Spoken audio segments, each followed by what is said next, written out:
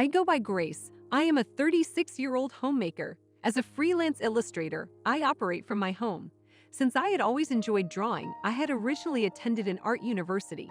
After I graduated, I worked for a company that specialized in designs. Upon reaching my 30th birthday, I mustered the bravery to launch my own company. I made this decision to allow for both unrestricted expression and personal expression. Although I was unmarried at the time and believed I should live my life as I pleased, I eventually met my current husband, Tom, through a friend, and the two of us got along quite well. After making the decision to tie the knot, we were wed within a year. Tom was a sales representative for a corporation that had locations throughout the globe. Tom desired for me to be a full-time housewife due to the challenging responsibilities he had at work. Thus, following our marriage, I took a brief hiatus from my illustration career. To be sure, Tom traveled a lot and worked long hours, so someone had to take care of the house while he was away. We need to appropriately support one another now that we are a married couple. I had no complaints about leaving my job because that's how I felt and I knew the circumstances. I believed that I could study illustration while taking care of my family and return to illustration when the time was right. I knew that my spouse loved me back, and I loved him even more for allowing me to see the bright side of things. This kind of mutual confidence allowed us to have no concerns or grievances. However, that was when our marriage took a drastic change. It was agreed to formally transfer Tom to a new sales office and to place him in charge of the new location as general manager. That is, he received a raise at work. We would also have to relocate to the new city because he wouldn't be moving around too much. We may now lead a steady life at last. His repeated transfers meant that we were always changing locations within a year, and we were both growing weary of living in strange areas and traveling about so much. However, we were both delighted that we could now move into the city and have a family. I had been too busy up till now to be thinking about anything but helping Tom. That would not be the case, though, going forward, maybe even going back to work for me. But regrettably, things didn't turn out that way. Following the relocation, Tom had a very full schedule at work and was busy taking over and setting up the new branch office. Additionally, there was an issue. The new location's rent was more than we had anticipated. Although we might have survived on Tom's wages alone, we were really struggling. We also had to pay for it out of our own resources because Tom's work didn't offer rent allowance as one of the benefits. When I consider the future, I wanted to be financially secure. Nevertheless, if things continue this way, I won't even be able to save money because Tom's living expenses will take up the majority of his pay. Though it appears like I won't even be able to accomplish that, I considered using our money to help us get by in an emergency. With the understanding that I would ensure the housework was done correctly, I asked Tom if I may work. But he had a tough look on his face as he gazed at me. He stated, "I'll grant you permission, but you must make sure to take care of the house." I have always supported Tom as a housewife, even though the way he expressed this made me feel a little strange and uneasy. I also had no doubt that Tom was worried about his new surroundings and altered way of life. I chose not to worry about it after thinking that to myself.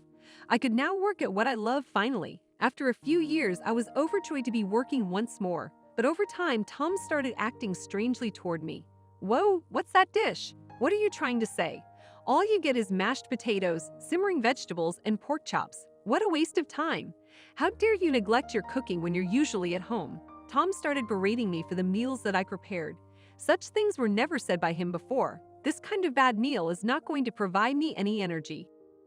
It is untrue. Since potatoes, carrots, and Brussels sprouts were all on sale today, I just prepared some mashed potatoes and simmered veggies to have as a side dish.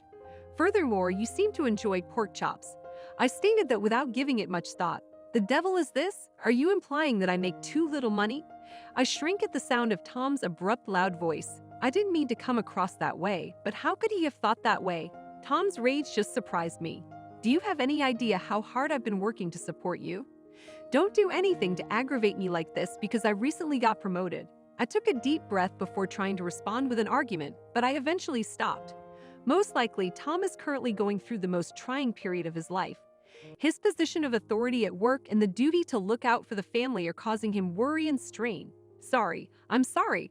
Probably just a very tired hubby. I made an effort to see it that way, but Tom's awful attitude persisted. "Hello, it appears like you're not doing a good job cleaning the restroom. I meant to wear this shirt today, but you don't have it ready.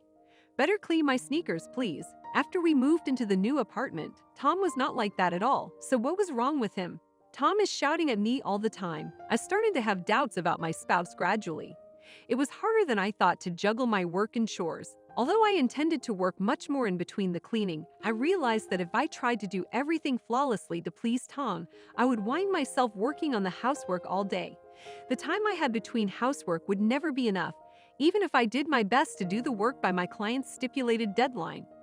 Since I started working, I was wondering if you could also help out around the house with a few duties. Tom was given my suggestion. Tom nevertheless says this: "You're so busy performing your dumb job that you're disregarding all the chores. So then, give up that pointless employment. Don't allow the fact that you can work from home to get you too excited. It's not as though you are paid a lot of money for it. Despite being a housewife, you feel so much better than everyone else." Tom used to constantly shout at me for becoming a housewife in that way. Tom claims that even though I work from home all the time, I am a full-time housewife. What a conceited mindset. He was beyond my comprehension now. True, I'm not very wealthy, but that's just because Tom constantly getting in the way and making it difficult for me to do tasks. I started doing Tom's housework as little as possible since I was so tired of him and wanted to make more time for my own work. My spouse then got even more grumpy than he had been earlier. The distance between Tom and me continued to widen. Then one day I discovered his payslip while tidying our room. He leaves things out here in such a careless manner. He had absent-mindedly placed the pay stubs on his desk. I did, however, pick it up out of mild curiosity. Of course, I was aware of Tom's income. I had never seen his pay stubs before, so I was curious to see what was going on. I was shocked to see that his salary was only about half of what I had been told was happening. I had been receiving monthly rent and living expenses from Tom, and the rest was being used for his personal use. Seeing his payslip, it's not enough. So where does Tom obtain the money that goes missing from the planet? When he had been promoted in the first place, how could his compensation have been so low? Oh, when was it from? I searched for previous pay stubs from before his promotion. I was unable to locate any. To tell the truth, I had no idea what was happening. And that's when I at last gave my suspicions about Tom the validation they deserved. His wage, as stated on his payslip, was insufficient for us to survive, so I questioned Tom's motivations. Why would he withhold such a significant issue from me, his wife? How come he never told me that his pay had decreased? The phone rang as I gathered the pay stubs to ask Tom about it. My uncle, who was related to Tom, gave it to me. I had only had a few encounters with him, so I didn't really know him that well. Yes, it's been a long time. Why is that not working? Yes, a long time has passed. To be honest, I'm lending Tom some money. I hate to tell you this. You know, I was wondering when he was going to reimburse me. I've been concerned that he won't reimburse me for the money I lent him a long time ago. What? Is he in debt to you? Everything made sense to me at this point. Tom had been making up the shortfall in his wages with the money he had borrowed from John. Tom borrowed about $10,000. I promised John I would repay him, and I really apologized. Tom said softly, "As long as he pays me back, it's fine," despite the fact that what he'd done was terrible. Tom was getting on my nerves. I kept Tom's debt and the fact that I had seen his payslip a secret that evening, but I couldn't help but feel resentment toward him. He'd been making me do a lot of housework and treating me like a housewife, which made me feel inferior, not to mention keeping me from working remotely for so long. Tom continued to be violent with words that day. "What, are you going to start cleaning houses properly? Not even the food tastes good. There is dirt in the living room.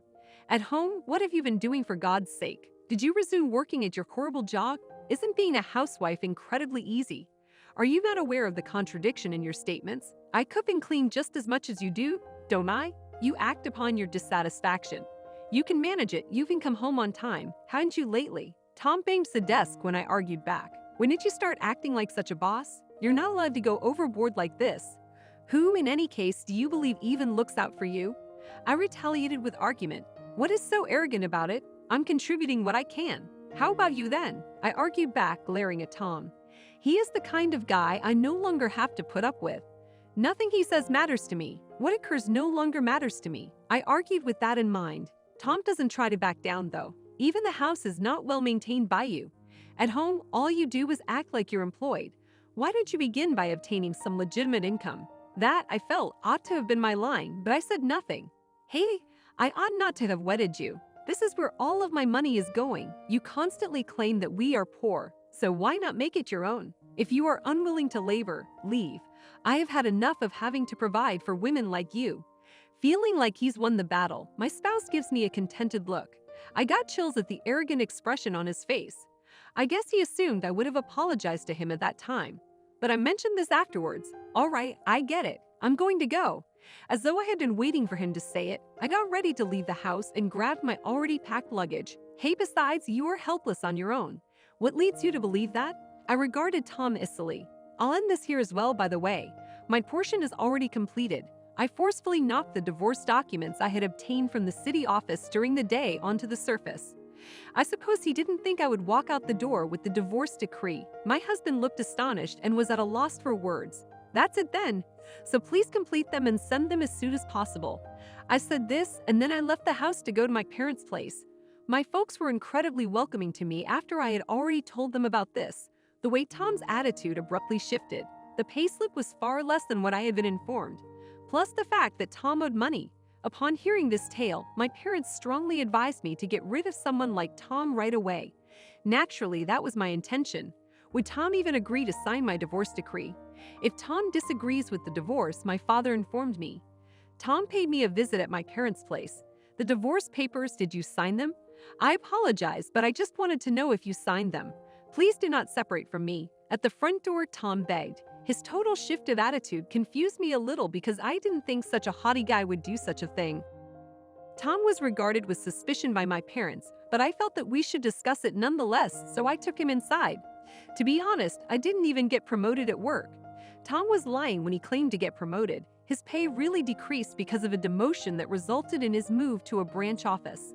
It appears that Tom had never been the kind of guy who could perform their job duties with much excellence. He was clearly not very good at his job, but I never would have thought that a demotion would force him to go to a different role.